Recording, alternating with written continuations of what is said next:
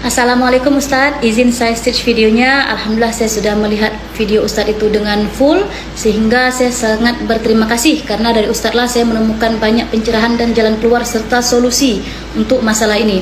Saya sangat salut dengan Ustadz yang mengatakan bahwasanya Ustadz sangat hafal karakter orang Bangladesh yang sangat welcome, yang sangat menerima tamu, sehingga kita tidak perlu lagi ada rasa khawatir mengembalikan orang Rohingya ke sana.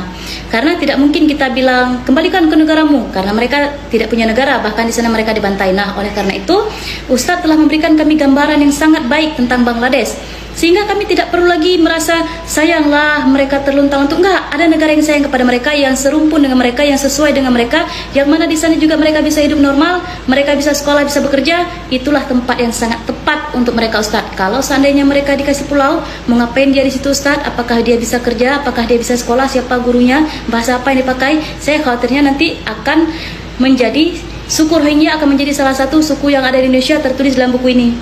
RPUL. Nah, itu buku-buku SD kita kan sampai sekarang masih dipakai. Jangan sampai ya, kita tidak usah menambah lagi. Suku di Indonesia ini saja sudah sangat banyak dan kadang ada konflik-konfliknya. Oleh karena itu kita kurang-kurangilah kerjaan kita sedikit ya. Oleh karena itu lagi nih saya bilang, apa solusi yang terbaik? Saya rasa Ustadz bisa sangat baik menjadi guide untuk kita kembalikan mereka ke Bangladesh. Karena Ustadz sudah sangat tahu bagaimana lokasi Bangladesh dan semuanya. Kalau Ustadz bilang Ustadz sangat paham tentang orang Bangladesh, maka saya pun sangat paham tentang orang Rohingya.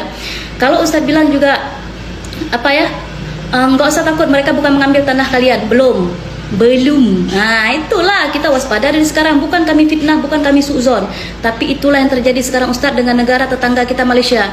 Setelah jumlah mereka ramai, mereka minta tanah, mereka minta tempat, mereka minta sesuatu yang nanti kita tak sanggup handle. Ustadz, kalau kita terima mereka akan terjadi kesenjangan sosial, di mana masyarakat kita pun sangat miskin. Ustadz, masih banyak miskin. Nah, kalau seandainya kita terima mereka tuh kan nanti kita taruh dalam pulau, kerja nggak bisa apa-apa, nggak bisa, terus apa? Masih kita supply, kita kasih makan 4 sehat 5 sempurna. Mantap kali lah Ustadz. Saudara-saudara kita aja masih banyak nggak makan, miskin. Nggak sedih kita lihat. Orang kita sendiri masih banyak terbengkalai, mereka tuh kita supply dengan makan ayam goreng. Kalau Ustadz bilang jangan kalian suuzon, itu mereka bawa makanan. Ustadz, saya udah tiap hari tengok yang kayak gitu. Bukan suuzon Ustadz, tiap hari saya tengok tuh, pagi, siang, sore, malam mereka buang makanan. Bukan satu orang saja, banyak.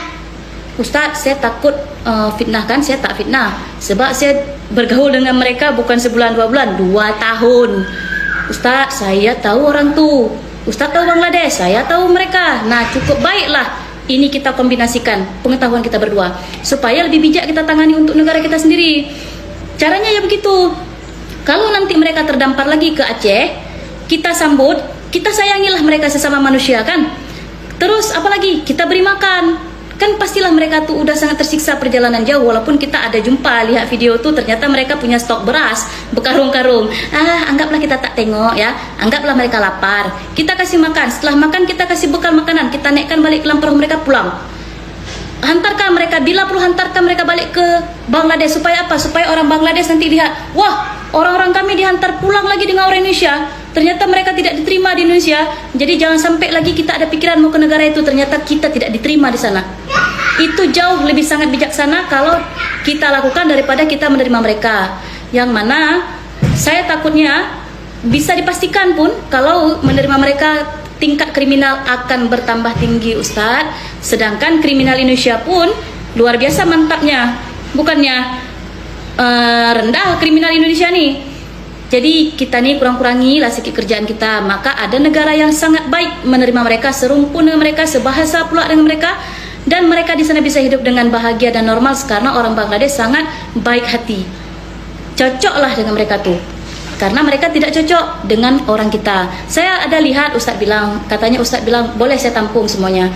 Sebelum Ustadz bilang begitu, itu memang ide yang sangat mulia, sangat tulus dari hati Ustadz. Tapi sebaiknya kita cari jalan yang lebih baik lagi. Kalau seandainya Ustadz sayang kepada mereka, suatu saat bolehlah Ustadz undang mereka main-main tuh nggak apa-apa, tapi tidak menetap. Kalau mereka menetap, tidak menutup kemungkinan keluar mereka dari pesantren Ustadz, berkelanalah dia se-Indonesia nih. Ustadz, sayanglah lihat rakyat Indonesia. Kami ini banyak yang bekerja di luar negeri hanya untuk mencari sesuap nasi dan sepetak tanah. Tiba-tiba datang orang asing dengan muka memelas, kita kasih pulau. Aduhai ya Allah. Kemanalah hati kalian nih, para pemimpin? Tolonglah, sayang-sayanglah sikit dengan rakyat sendiri. Kalian nih lucu lah, saya tengok kalian sayang sekali dengan orang yang datang, orang yang baru tuh. Tapi dengan rakyat kalian kurang, nggak sayang kalian. Kalau seandainya kalian kasih mereka tempat dan kalian kasih mereka pulau dan kalian kasih mereka makan suplai setiap hari kayak gitu, betul-betul lah kalian nggak sayang dengan kami. Terus kalau kami tidak kalian sayangi, kalian berharap kami sayang kepada kalian? Oh tidak.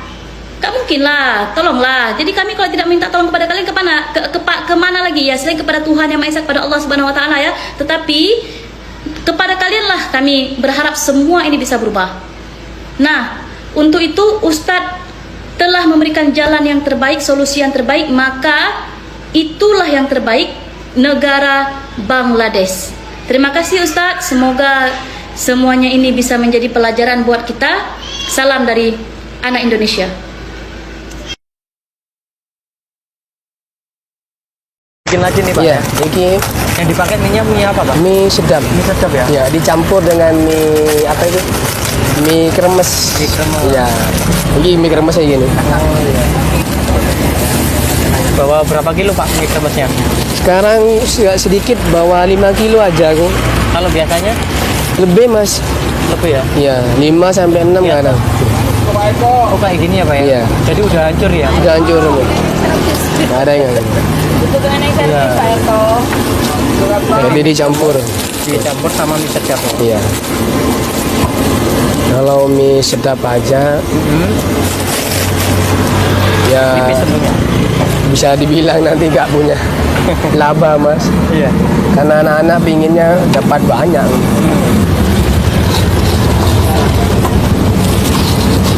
Kalau perbandingannya berapa wadah Pak? Satu eskan ini, Iya. dua ini. 2 cempuk ya Pak? Ya 2 jemput. Ini. 2 gayung. Nah, wes ini. Jadi saat ini mie sedapnya 1, mie kremesnya 2. 2. Iya.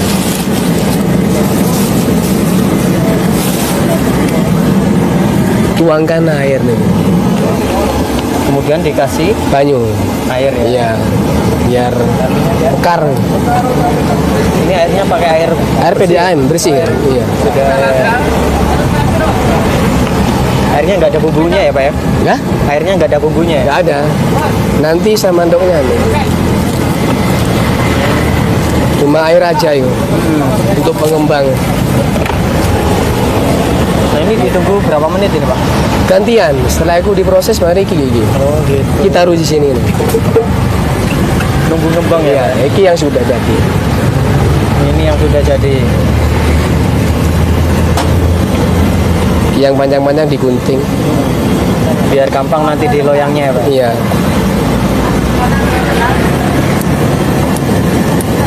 Ini yang sudah dikum. Jadinya seperti ini. Direndam. Iya. Direndam di sini. Direndam sama air. Berarti dia nggak direbus atau dimasak gitu ya Pak? Waktunya Mas. Terus kalau direbus pakai banyu hangat, Iya. itu malah Mas, elek Mas.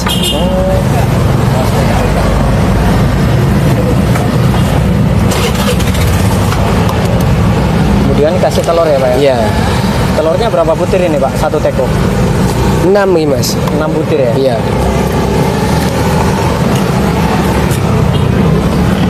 Dulu awal-awal bawa berapa kilo telur Pak? Waktu awal jualan? 2 kilo, 2,5 itu masuk. Kalau sekarang Pak? Sekarang 6 bisa lebih. 6 kilo ya? Iya, Bisa lebih. bisa lebih. 6 sampai lebih bisa. Kalau dulu ya 2 kilo, 2,5 itu wes. Mapan wes.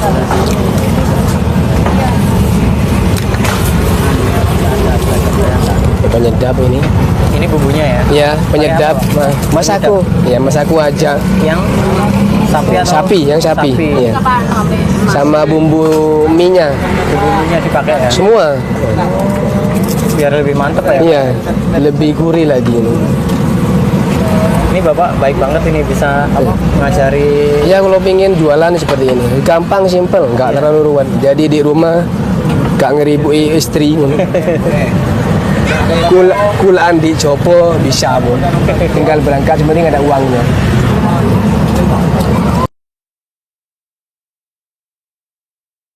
Nggak dicampur gini, terus dikocok-kocok gitu. Biar bumbunya nyampur.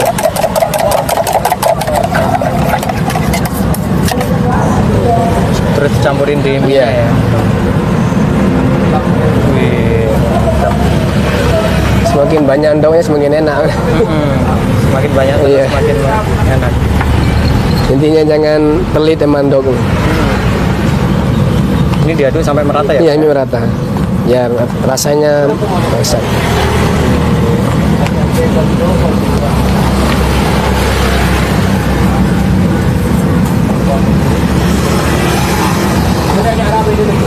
Iya.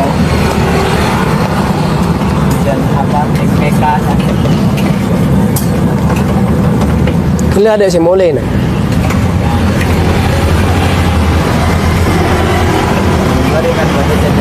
Iya. Ini sudah jadi, Bun. Udah jadi nih, Sudah Pak? jadi, Bun. Tinggal digoreng, Bun. Iya. Ini mulai masak ini tadi ya. Oke. Ini kurang lebih berapa menit untuk masaknya ini tadi? Cepat Mas ini, Mas. Paling antara 5 menit tinggal ditaruh langsung matang, Bun ini. Gak Ini lama. Beli loyangnya dulu di mana tadi? Saya belinya di pasar, Mas. Pasar besar ya. Kurang lebih 19 lubang. 19 lubang ya? Iya. Kalau masa sulit itu ya pernah namanya orang hidup pasti. Ya namanya kehidupan di mana pasti ada kesulitan, ada kemudahan. Tapi di balik kesulitan itu yakinlah bahwasanya di situ ada kemudahan yang menanti kita. Kalau pada intinya orang ingin sukses dunia akhirat itu semuanya dari ilmu, Mas. Dari ilmu ya? Iya. Karena ada yaitu apa hadis apa perkataan barang siapa menginginkan dunia dan akhirat maka semuanya dengan ilmu. Jadi dunianya dapat, akhiratnya dapat kalau orang itu tidak punya ilmu. Sama dengan bekerja itu sudah sama-sama dapat, dunianya dapat, akhiratnya dapat kalau dia punya ilmu. Kita bekerja kalau mau dapat dengan dunia dan akhiratnya diniati dengan ibadah. Jadi bukan hanya bekerja, kita bekerja jualan tapi diniati ibadah. Maka sama-sama dapat, dunianya dapat, akhiratnya juga dapat. Kan saya itu hijrah dari rumah ke sini cari rezeki kan. Kalau hanya saya niatnya hanya jualan, aku hanya dapat jualan, gak dapat pahala. Tapi kalau diniati dengan ibadah, maka dapat dua, dapat jualan, dapat pahala. Itu bedanya kalau orang sudah punya ilmu. Kalau nggak punya ilmu mungkin hanya jualan toh, nggak mau urusan ini, penting dapat uang banyak. Tapi tidak diniati ibadah. Apakah setiap hari, setiap bulan harus niat? Iya, harus niat. Semakin banyak niat, semakin banyak pahala. Jadi apa yang saya keluarkan itu sesuai dengan apa yang saya kerjakan. Kalau nggak sesuai saya takut. Takutnya apa? Ya namanya bisa ngomong tapi tidak bisa mengerjakan. Itu dampaknya kepada saya lebih parah nanti, Mas. Lebih baik apa yang saya keluarkan dari non-seu, dari lisan saya tuh sudah saya praktekkan dalam kehidupan sehari-hari. Jangan tinggalkan sholat, sayangi orang tua dan keluarga. Karena apa? Kalau sudah kita bisa menjaga sholat, maka otomatis apa yang kita kerjakan akan dijaga oleh Allah. Juga kalau sudah kita nyayangi orang tua, bisa menjaga orang tua. Orang tua itu adalah tangga di mana doa kita cepat dikabulkan melalui orang tua. Jadi kenapa kita harus orang tua? Ya karena kalau tidak ada orang tua, secara otomatis tidak ada kita. Dan orang tua itu menjadi wasilah cepat tersampainya doa kita kepada Allah. Makanya orang tua itu harus dijaga, harus disayangi. Dan harus kita ayomi, kita doakan untuk selalu diberikan kesehatan orang tua. Dan kalau sudah keduanya itu dijalankan, usaha apapun pasti akan diberikan kemudahan Allah. Karena dunia tidak ada apa-apanya. Kalau kita sudah jaga sholat, orang tuanya dijaga, disayang, usahanya insya Allah pasti dijamin kelancaran oleh Allah. Tapi kalau sudah non sewu, sholatnya ditinggal, orang tuanya diabaikan, ya jangan harap dunia itu akan diperoleh. Tapi kan kadang-kadang orang bertanya, oh ada kok yang nggak sholat, ya rezekinya lancar kok. Itu bukan rezeki namanya. Itu adalah istidrol. Istidrol kata-kata anak pondokan seperti itu. Solakan. Jadi disolak. Kilo pek nih kapeng. Tapi nggak dapat berkahnya. Gak ada berkahnya. Gak dapat apa-apa. Namanya seperti sampean diberi sama disolakkan lain mas. Kalau diberi kayak ini sopan. Tapi kalau istidrol tuh intinya memberi bukan dengan Allah tuh memberi bukan dengan cara apa halus. Seakan-akan tuwuk-tuwuk nulis kan. Jadi harus dibedakan mana yang rezeki, mana yang istidrol.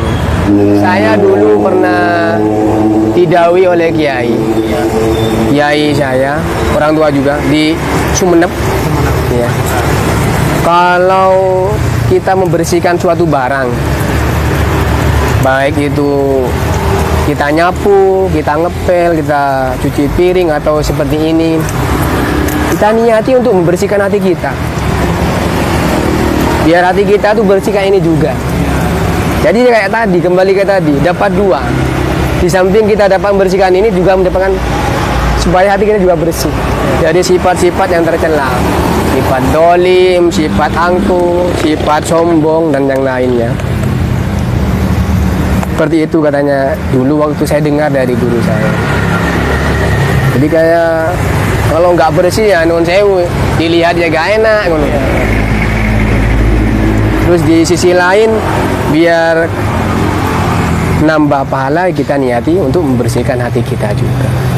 Bersih dari sifat-sifat tercela, sombong, ujub dan lain-lain. Karena sifat kotornya hati banyak soalnya. Dan yang rawan di dalam dengki hati itu. Yang rawan sifat dengki yang dalam hati ini. Yang akibatnya nanti keluar. Kalau hatinya sudah nggak kena, ya nanti otomatis yang di luar juga nggak kena. Makanya hati itu setiap detik harus dibersihkan. Harus dibersihkan. Biar nanti dampaknya kepada yang dohirnya juga bersih. Jadi bawang gorengnya juga diikutin ya Mas? Ya kalau bumbu garing dikasih ini mas, tambah gurih nanti mas. Ini yang pedes bu. Hanya minta pedes asin orangnya. Asin itu ya. Kalau bumbu keringnya ada apa aja tuh? Pedes sama balado sama jagung manis. Kalau yang basah ada saus, ada kacang, ada kecap. Itu harganya berapa tak? Ini 5.000 mas. 5.000 ya. Segini 5.000. Amin baik. Bismillahirrahmanirrahim. Langsung saja saya icipi teman-teman. Ini segini 5.000 ya.